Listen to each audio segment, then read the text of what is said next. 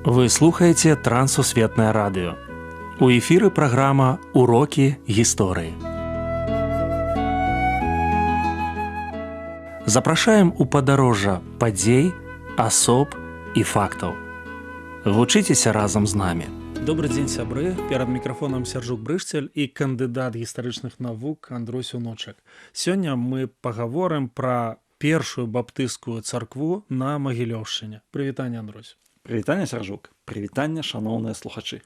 Раскажыце, калі ласка, пра навуковае адкрыццё, звязанае з нашай тэмай. Вельмі доўгі час лічылася, і гісторыкі, якія займаліся баптысцкімі цэрквамі на тэрыторыі сучаснай Магілёўскай вобласці, сцвярджалі, што першая баптысцкая царква ўзнікла ў Магілёве пасля 1917 года. Аднак, працуючы ў архіве у Петербургу, мне ўдалося натрапіць на такія дакументы, якія значна карэктуюць гэтую інфармацыю. Першая баптысцкая царква на тэрыторыі сучаснай Магілёўскай вобласці з'явілася не ў 1917, а ў 1893 годзе. На сённяшні момант мы можам сказаць, што гэта пэўнае гістарычнае адкрыццё.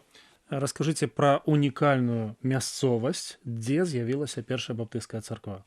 Гэта вельмі цікавае пытанне, таму што яна з'явілася ў тагачасным клімавіцкім павеце Магілёўскай губерні, а ў сучасным клімавіцкім раёне Магілёўскай вобласці.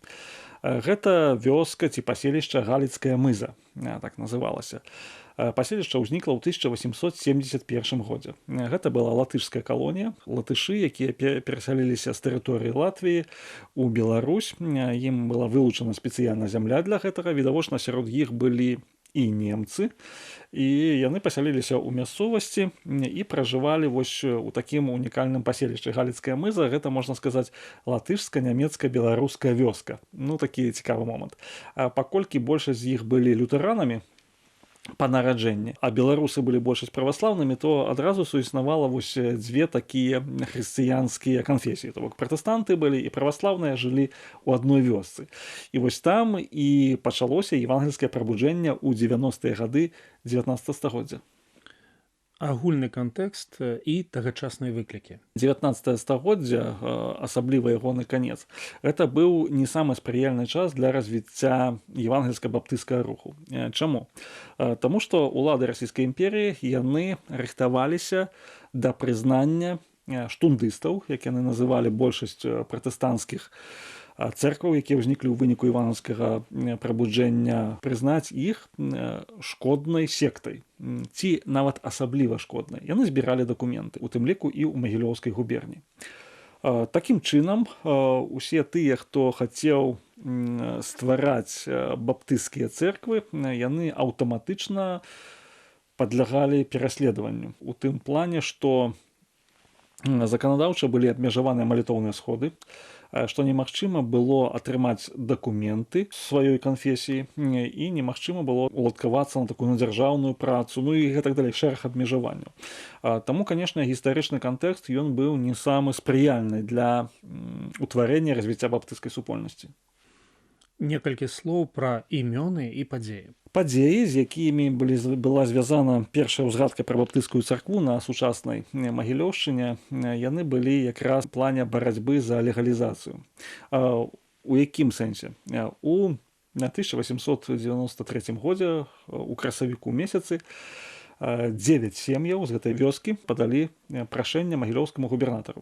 Першае, дазволіць пабудаваць малітоўны дом, і, па-другое, дазволіць абраць прапаведніка для баптысцкай супольнасці. Яны так і называлі сябе баптыстамі на той момант. Гэты дакумент падпісалі сярод іншых Франц Більдер і Пётр Абалінг. Вось гэтыя два імені, якія мы ведаем. Хутчэй за ўсё яны былі кіраўнікамі гэтай баптысцкай супольнасці. Далей вельмі цікавы момант, што магілёўскі губернатар адмовіў па абодвух пунктах.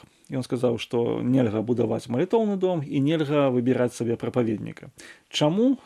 Таму што з ягонага гледзішча не было проста дазвол на пераход у евангельскую веру. І таму, па сутнасці, частка людзей працягвала лічыцца лютэранамі, а частка праваслаўнымі. То бок, вас няма, паколькі вас няма, то вам не трэба асобны прапаведнік, і вам не трэба асобны малітоўны дом. Вернікі Галіцкай мызы не спыніліся на гэтым, яны дайшлі да сената. Яны падалі ў сенат, і сенат адмяніў пастанову магілёўскага губернатара. Але сенацкая пастанова па тагачасным заканадаўстве, гэта быў ужо час пачатку кіравання Мікалая II, 1895 год, ужо 2 гады прайшло ў гэтай вось такой перапісцы судовай. Сенацкая пастанова павінна была падпісана яшчэ міністрам унутраных спраў. І вось міністр унутраных спраў Іван Дурнаво. Ён кажа, дык мы ж, наадварот, спыняем гэты евангельскі рух. Ён кажа, паколькі евангельскі рух ён пашыраецца і ў Магілёўскай губерніі, і ў суседняй Чарнігаўскай, то калі мы дазволім у Галіцкай мызе існаванне легальнай баптысцкай царквы, то гэта проста будзе яшчэ адно такое вялікае прабуджэнне. І таму вось гэтых палітычна матываваных вось рэзонаў сваіх ён прымае рашэнне падтрымаць магілёўскага губернатара насупраць сенату. І відавочна, што царква яна засталася без прапаведніка і без малітоўнага дома. Аднак сходы не спыніліся. Вельмі цікавы момант. Андрусь, галоўныя складанасці легалізацыі царквы? Па-першае, час, эпоха 1894-1895 год, гэта час, мабыць, найбольшага такога уціску на баптысцкай супольнасці. У Беларусі ўвогуле па ўсёй расійскай імперыі. Другі момант. Гэта тое, што улады расійскай імперіі, нягледзячы на тое, што існавалі і прававыя механізмы, яны усяляк імкнуліся абмежаваць колькасць церкваў, а колькасць зарэгістраваных церкваў звесці проста да мінімума. Яны проста баяліся вялікага прабуджэння. І трэці момант гэта тое, што вернікі яны не маглі не збірацца, але калі яны збіраліся нелегальна, то яны падпадалі пад рэпрэсіі. Цікавы момант, што вось першая царква на тэрыторыі Магілёўшчыны, яны пастаянна імкнуліся мець легальны статус. Яны рабілі ўсё для гэтага. Яны вышуквалі заканадаўства, яны казалі, што вось мы перайшлі з лютэранства. Дарэчы, на афіцыйным узроўні было прызнана, што баптысцкая супольнасць гэта ёсць частка пратэстанцкага веравызнання. Гэта, дарэчы, быў поспех. Таму што яны, гэта не шкодная секта, а частка пратэстанцкага веравызнання. І ёсць у дакуменце запісана ў сенацкай пастанове. Іншая рэч, што гэта пастанова не ўвайшла ў жыццё, але ўжо першае было зафіксавана. І ў далейшым, у 905 годзе гэта вельмі дапамагло увогуле легалізацыі ўсяго беларускага баптызму. Таму былі складанасці, але былі поспехі. Напрыканцы нашай размовы агучце, калі ласка, гістарычны урок. Гістарычны урок, што пры любой сітуацыі веруючыя застаюцца веруючымі. Яны служаць Господу, яны збіраюцца і яны робяць дабро.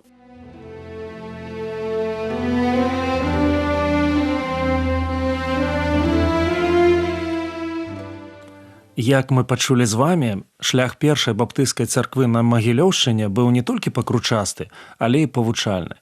Веруючыя выкарыстоўвалі ўсе магчымасці для легалізацыі і прызнання ў грамадстве. Такі прыклад уражвае і натхняе.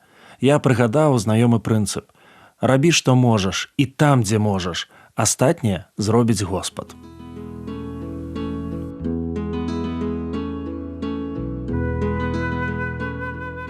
Дзякую, што далучыліся да нашага праекту. Калі ў вас ёсць пытанні, пішыце, калі ласка, на адрас Трансусветнае радыё, урокі гісторыі. Паштовая скрынка 45, індекс 22 40 20, горад Брэст 20, Беларусь. Пакідаю для сувязі электронную пошту rmtwr.by@gmail.com. Шукайце нас на сайце twr.fm. До новых сустрэч!